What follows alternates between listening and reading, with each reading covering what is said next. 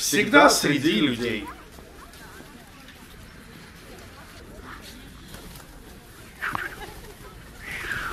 А почему вы против? Здоровье людей прежде всего. И он же возле аэропорта, да?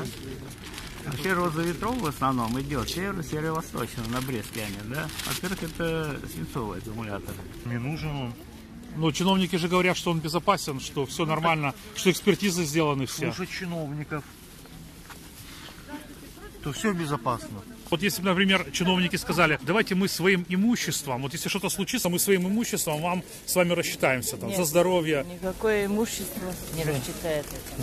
Это экологически вредно. Но чиновники же говорят, что это безопасно. Какой безопасный? Такой же завод есть. 100 километров от леса. Зачем второй? Раз. Второе. Заведено уголовное дело нашей властью за невывоз отхода.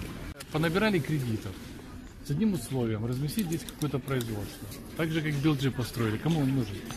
Я не верю нашим властям, и я против строительства завода, потому что у меня маленькие дети, и я хочу, чтобы они жили в чистом городе. Встреча в фильмах, по-моему, все показала.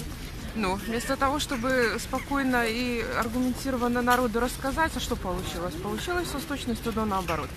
Вот. А тем более та ситуация, которая сейчас, то есть отсутствие всяческой информации, замалчивание и запугивание, оно как раз-таки нагнетает обстановку еще больше, чем был бы какой-то у всех негативной или отрицательной информации.